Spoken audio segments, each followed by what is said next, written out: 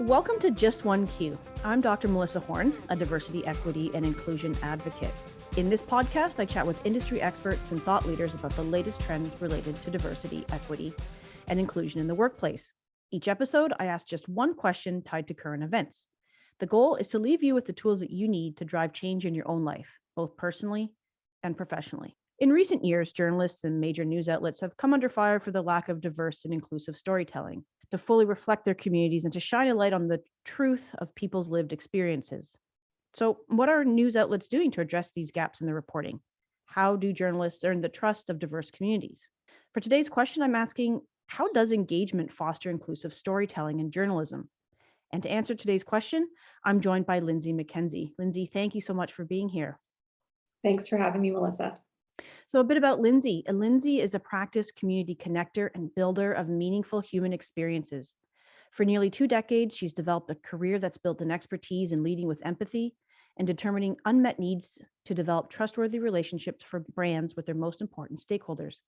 Although her career covers dynamic industries such as professional sports and performing arts, it's the 10 years Lindsay spent with Canada's public broadcaster that shaped her reputation as an innovator.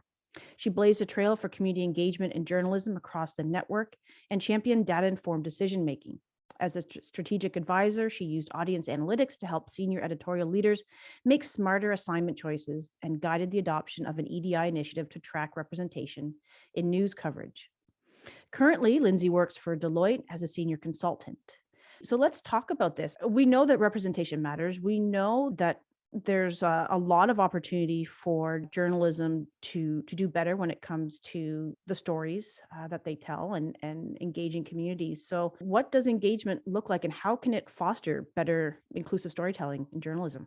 It's a really good question. It's coming at a moment in time, right, where we've seen so many large events that are impacting our lives and our communities, how we see ourselves in our communities. And I think everyone wants to a certain degree to feel like they belong and they have a voice and they're heard. And so that's really how I come to this work is, had a long career trying to, I think, find the emotional connection points for people. And so what that meant was for me to do a lot of listening and find those places where I could be doing the listening and showing up with empathy. As you said, journalism is trying to sort that out. They're trying to find a way to, I think, get back to what they, were doing historically, which was beat reporting and being really hyper involved in a community. I would say the proliferation of news has meant 24-hour news cycles. Reporters there's the term feeding the beast, right? They're trying to make sure that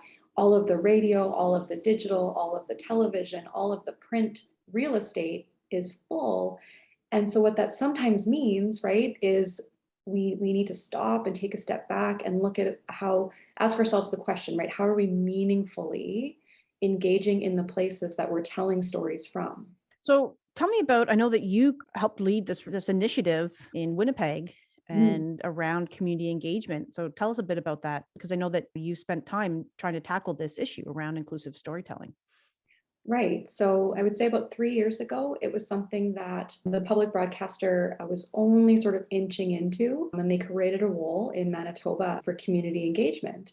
And I fulfilled that role. It started as a pilot, about 4 months long. And the way I worked was trying to work with traditional sort of structures inside our newsroom to find ways that we could do engagement in that process, right?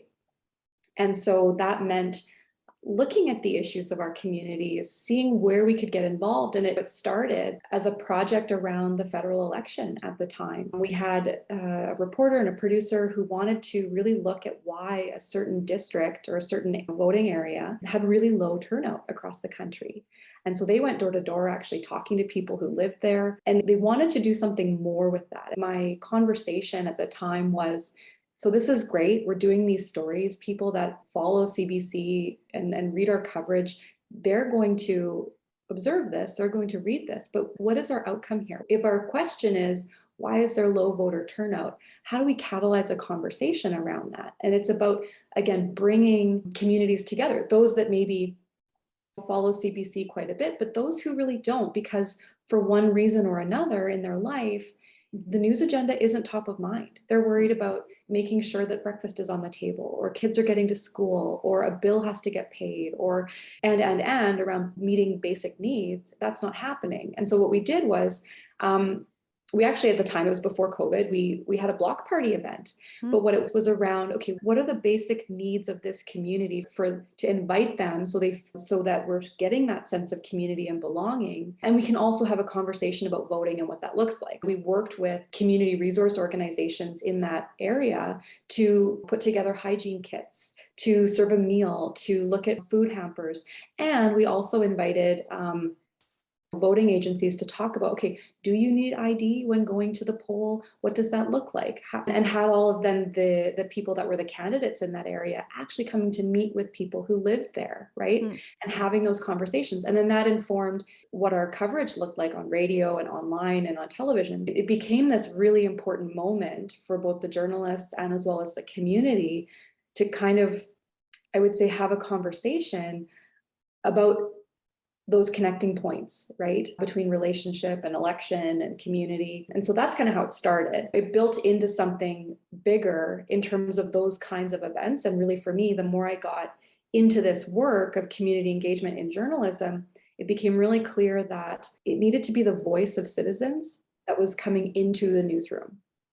Right. And so where I went with that was actually forming the first community advisory board in local news across the country. And I would say in traditional, journalism. So there's pockets of this that's happening, but it's in a systemic way. So this board sits for a term of 2 years. It's paid positions, and they're there in advisory capacity to work with our newsroom, work with our journalists to ensure that we're, I think, reflecting the issues that matter to citizens all across the province, right? So it's a representative board, and also be there as, I think, a way to bring more discussion, bring more curiosity into how we cover the stories the way that we do cover them.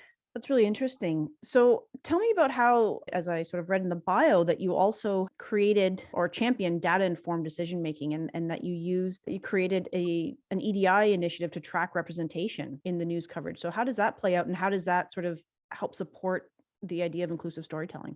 Right. And I should say too, I mean, this isn't just me doing this work, right? Like with the Community Advisory Board, Anita Lee is someone who I engaged in that process. She's known as an engagement journalist in Canada. And so with this kind of work, it's never one person. It's always people that really rally around the idea of wanting to build a story with community, not for or about community. So to your point about EDI initiatives and looking at representation in news, so that was a pilot group in a larger kind of network part of CBC that was looking at data to analyze how representation was showing up in storytelling for radio and for television and for online, so that we could ensure that our content was reflective.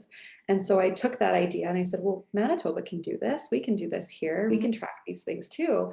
And it really hadn't been happening in the regional news parts of the business. And so what that meant was we were asking those in our newsroom who were assigning stories, right, to track representation along about 3 different axes, right? So gender, again, visible representation, and also around disability, which is sort of a newer component that we were introducing into representation tracking.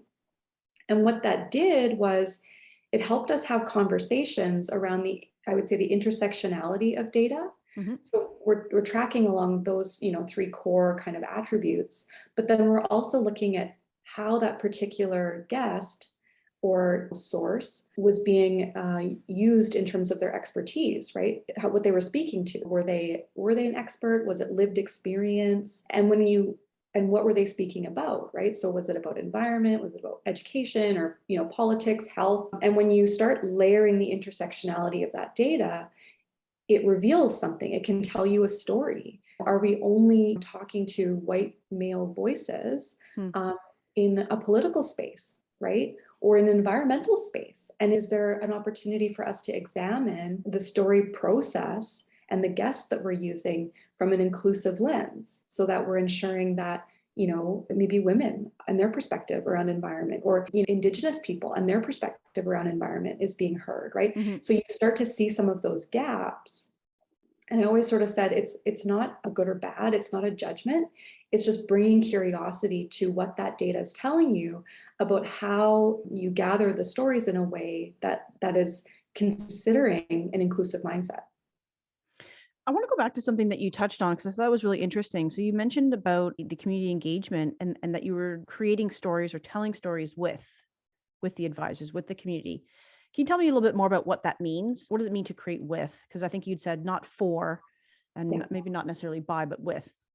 Right. So this whole idea, and this is, if you Google like engagement journalism, you're going to come to a couple different people and organizations doing really important work in the space. So Let's Gather is one of them. And they've actually kind of a white paper, thought literature on what ethics in engagement journalism looks like. And the motto of that is, we tell stories with communities, not for or about communities.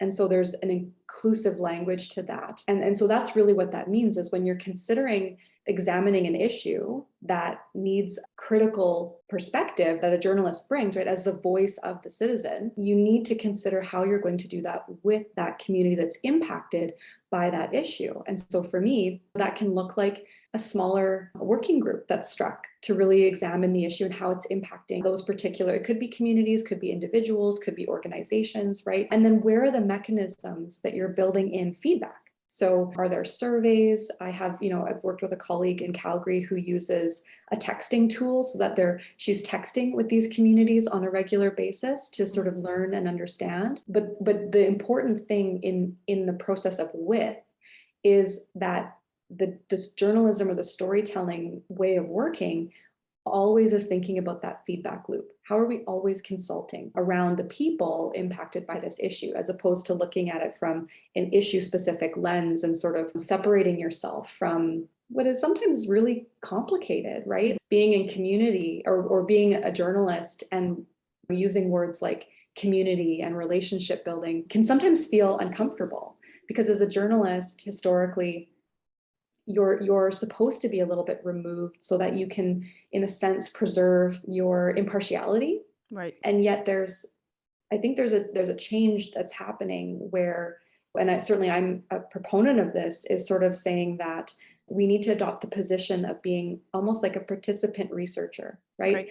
So the participant researcher lives in society, right? We engage and we live and work and play in our communities. So if we acknowledge that, if we bring that out into the work that we do, it allows us to account for that natural bias that's existing, right? Mhm. But we still need to be there as a researcher to document what is going on and do that in a fair and balanced way. That's the rigor of journalism. But we can't separate ourselves out and look at it as if we're doing this work in a completely sterile environment, because that doesn't actually happen.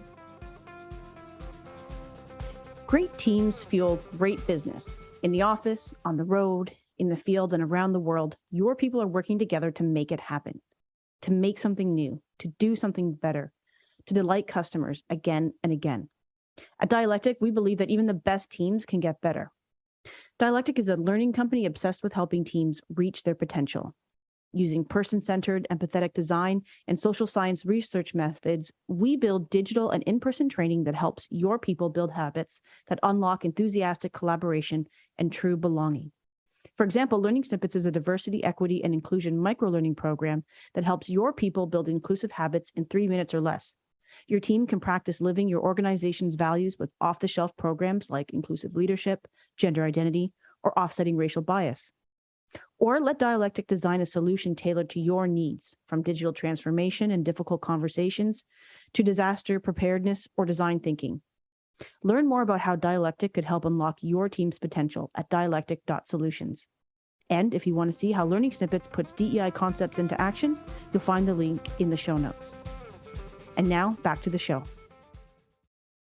Going back to the top and saying that there has been a feeling that diverse communities have not sort of been represented in the news, or they don't see their lived experiences represented. How does this engagement then start to address those gaps and address those needs then? Truthfully, it's a very complex problem, right? Mhm. Like you have parts of journalism that are very much about kind of the news of the day, right? So it's really easy to fall back into, and one of the other organizations that I leaned on heavily was, and Harkin does a lot of work to help newsrooms engage with communities and think about it through that perspective. And they talk a lot about there being three kinds of relationships, right? There's extractive, Mhm. right? Which is all about kind of maybe the newsroom needing something to fill a spot or a gap.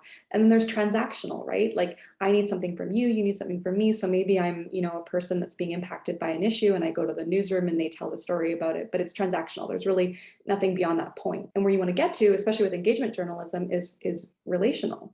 Right. Mhm. So how do I know that there's trust there? I understand, the mechanisms of journalism and why that's there, and vice versa. You understand the complexities of my lived experience, right? And journalists that do this really well, right? They have very just important relationships because it helps to give life to, give evidence to some things that are going on in the community or society that aren't okay, right? And Mhm. so how do we shine a light on that? So I think that there's layers to how you do engagement from a journalistic perspective. So I can give you examples from my work in terms Yeah, of I'd trying love to to. shift the needle on, what would be an extractive type relationship, right? So for me, it was about how do I build relationships with, for instance, like ethnocultural media in Manitoba, and hear kind of the things that were making headlines for their publications or their radio stations, which are largely volunteer, right? So we would have like a pitch meeting once a month. And I would say, just help me understand what's making headlines in your newspapers, on your radio stations, and how could we talk about this more broadly in our newsroom Mhm. at CBC, right? So that we could maybe examine stories. And it was an ongoing relationship. It wasn't, we did this call once and then that never happened again. We did it to build relationship. Mhm. And at the same time, examined the needs of those newspapers and radio stations, right? Like for CBC to cover something, it gives an issue legitimacy, right? It Mhm. gives it a larger audience to hear that perspective. And again, we do that with the rigor and making sure that this is factual and there's evidence behind the issue. But that's one example of how do we move from something extractive where the Mhm. newsroom's saying maybe we need something on a radio show once a week, or we need something to fill a particular piece of time, to saying, okay, but let's introduce a relational element to that, right? Where we're always, we're considering each other's needs. So that's one example of that. And there's certainly others working. I could think of remote newsrooms, for example. So in my time, we did a couple different remote newsrooms, one with the Filipino community in Winnipeg, which is the largest, I believe, or second largest in Canada, outside of, I think, Vancouver. And so the same thing, the problem statement was like, how do we connect more meaningfully with the Filipino community in Manitoba and in Winnipeg? And my solution to that was, I don't know, and I don't have those answers. But if I bring people around the table to have a conversation about what that could look like, let's go from there, right? So let's start with listening. When we started with listening, what we heard was there was this groundswell of like second and third generation Filipinos in Winnipeg who wanted a cultural district. They wanted a place of belonging. And that's what started the conversation. And it built into a remote newsroom where, for CBC's perspective, we said, okay, we could bring our radio shows there and reflect what's happening in the space. And our journalists could cover different aspects of this, right? And so I think positionally, there's like a meeting place, like a space. Mhm. But then there's all the other layers to that. And it wasn't me kind of designing the newsroom. It was me saying to what eventually became a committee of about 30 people, saying, we're going to create something interactive, experiential, that we want to put out there to the city to experience, right? And then CBC, and I often say this, like, I'm not the starting point, I'm just the megaphone. Like, I'm the Right. megaphone to amplify the story, right? And so that's what that space became. We became kind of the megaphone or the amplifier for the conversations that were already happening that we hadn't tapped into yet, because we weren't telling stories in that sense with community, right? We hadn't built that relationship yet. And so that's what those remote newsrooms and those projects were sort of all about. And the challenge became afterwards, right? How do we ensure that it's not something that we're done and we let go of? How do we Mhm. make sure that we're maintaining that relationship? And there's always that channel, again, for communication, for engagement, so that, again, the voice is continuously being considered and heard. I think that's a really interesting thing to think about, because in any sort of initiative, it's the how do you continue the momentum? How do you keep things going, right? What does this look like? Because I think often, even in the corporate space, there'll be maybe an ERG, employee resource group set up, or there'll be a focus on something. And then when it's no longer sort of the focus, what happens, right? When it's not receiving attention, how do you continue that? And I think that that's a really interesting question. And it's a challenge, right? Because once you start to build that relationship, then there is an expectation, right? If it's not extractive, it's not transactional. And if it is relational, then it means it's ongoing and it's long term. It raises a whole bunch of interesting questions about that. So what was the solution? Well, I think for me and where I got to with that, because I think early days of the role, like I felt that pressure. Like Hmm. I'm putting out that promise of, no, we're going to do this differently. And, please invest some trust in me to see how we can have these conversations differently. And knowing, at the same time that the newsroom is a very complex environment, right? Hmm. So I may not know what's happening in another space or another show, and so there's those tensions, right? So I think my solution for that was twofold, and we talked about it earlier, but is one, the community advisory board, right? Mm. So that becomes a really important ongoing mechanism and place to listen for things that A, are not resonating correctly or that we're missing, and B, to kind of be proactive about the issues that we need to really take, I'll say the word strategic, but a thoughtful look at how this particular issue is being affected or is affecting communities that historically maybe we haven't looked at it from that lens, right? Or we haven't looked at it from that perspective. And so I think the community advisory board, when done in I say like systemic way, like we've sort of created at CBC, is a really important tool for that. Hmm.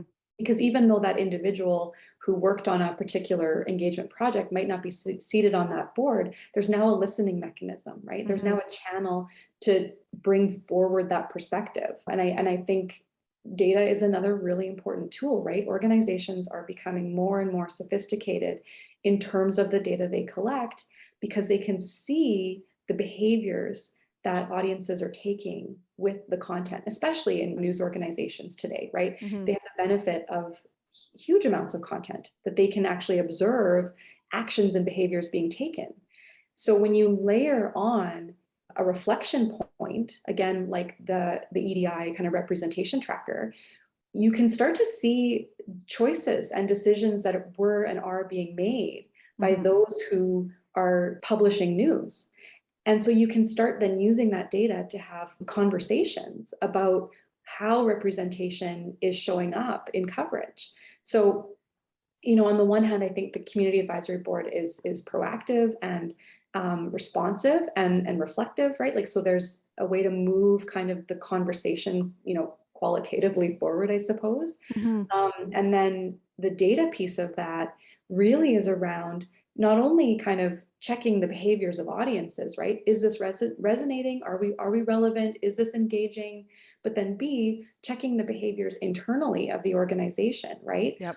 Where are there biases that are showing up in terms of who we're booking as a guest and things like that? And so I think that's how you do that in a meaningful way. You put those reflection pieces into a really important conversation, and you make it, again, it's not about a judgment, it's about getting curious so that we can have a goal around, okay, how do we shift this, how do we move this forward, how are we working together to really ultimately look at what belonging and inclusion can be for the work that we do. There's that accountability piece. I mean, I Mhm. think, when we often do our work, we think about how do we move from, performative to actual work, and part of it is the accountability. And it's that putting the mechanisms, as you said, in place to ensure longevity as well, right? So it's not just a one-time thing. So that, which I think is really interesting, and I think is a really, really crucial point about the questions that I asked about how do journalists create trust? How do they really create the space for inclusive storytelling? And it's about these mechanisms and creating. I love it. You've got the community advisory board, and then you've also got the internal and external, like you've got the EDI tracker to sort of hold folks accountable, right? And course correct when needed to, right? If there's certain stories that are being told, if there's a lack of representation in certain things, and then you can look at that and course correct, which I think is really, really interesting. To close, Lindsay, I just want to sort of ask you, what's one key thing that you'd like our listeners to take away from our conversation today? I think the key takeaway, or maybe the key challenge, is to consider, where are there moments you can include more listening Mm. into the work that you do. We often jump to the solution, right? We jump to the problem and then we find the solution.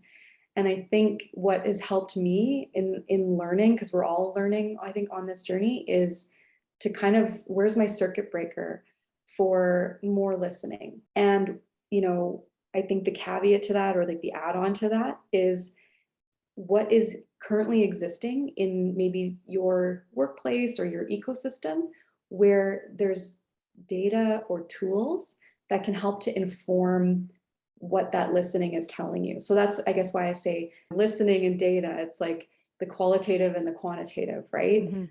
Um, because it exists, especially with data. So I think, yeah, I think the takeaway is take a moment, like center yourself, breathe, look for those places where you can infuse more listening. And then, yeah, and then couple that with data.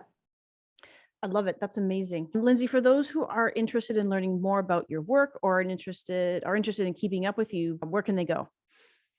Well, I think the best place to find me, is with most places these days, is on social media. So if you find me, you can find me on Instagram, just look up my name, or LinkedIn. And from there, you can go to my portfolio and see some of the work that I've done and reach out to me and connect and have more conversations. Like, I think they're so important. Perfect. And we will definitely include Lindsay's social media handles in our show notes as well. And as always, if you have any of your own questions or if you would like to be a guest on the show, please feel free to reach out to me on LinkedIn. Lindsay, thank you so much for being here today. I was excited about having this conversation. It's one I've been waiting to have. So I'm so glad that you joined me. Thank you for having me, Melissa. I'm just so excited that we connected, and I'm so excited for the work that you're doing too. I think it's really going to mean a game changer for a lot of organizations who can now put data behind their inclusion initiatives. Thank you so much. Well, until next time, I'm Dr. Melissa Horne, and this is Just One Cue.